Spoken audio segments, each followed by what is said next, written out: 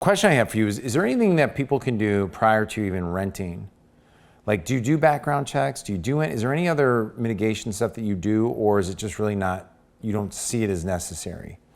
Well, so how do you do it with your properties, I guess? I'm going off script here. I'm just kind of like, I'm really curious how you do it. Like vetting people? Yeah, like vetting people, because we even had an incident this week where something didn't sound right. They were trying to get in there really quick, and it was like, we just did a quick background check. We're like, oh wow, they've had like 5 small claims court things in the last 2 years. Yeah. Like they have a pattern of lawsuits.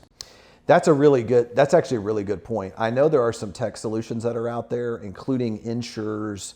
There's one called Safely, another one called SuperHog, which is they are newer insurance type arrangements that essentially what they'll do is they provide additional insurance per stay. Yeah. And sometimes what they'll do is based on which package you try to use with them, they can actually run backgrounds on people. Yeah. And one of the things that can happen is to help put you in a position, if you got a lot of people coming in and out, it's something you got to make sure you pay someone else to keep up with. Yeah, 100%. And at STR Law Guys, our main thing is to do that no matter who you have coming in. Yeah, you're solid. I was asking more just on your own personal investment strategies. Yeah. So, now I have access to databases and things like that I can actually run people's, they have to provide me a short-term rental lease agreement. They sign off on every one of them, so I know who all the guests are. One of the things I put on my lease agreement is I need to know who everyone is that is staying, right. And I require them to give me their driver's license number because I need to know which vehicles are coming and who are coming to stay. Yeah.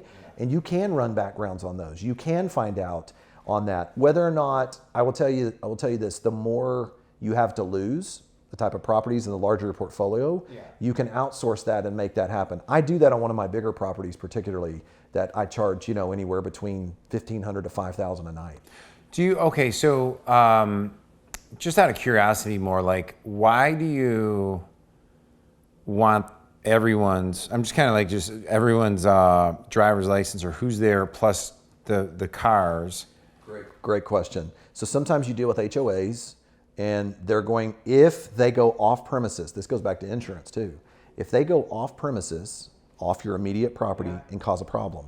Let's say they're going to an HOA shared amenities, or a condo. This happens a lot with condos, where they're going to come and park in the condo parking, but then they're going to go use the shared pool and hot tub and all those resources. Yeah. What if they cause a problem with those resources?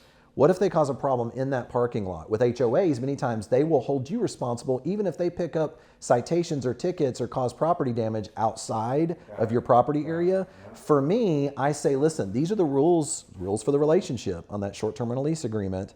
And some people will push back and go, whoa. But if they do, I don't know if I want that guest.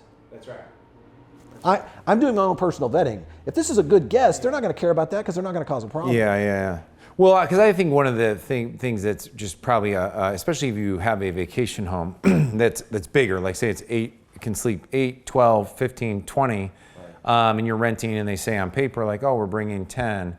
You don't want 30 people showing up there and going crazy. So that's one of the reasons I was just asking on that, which I know there's ways to handle that as well, but. Yeah, we use, Ring cameras, noise aware software. There's lots of things that we can do to be able to really, from a tech perspective, look and see what people are doing.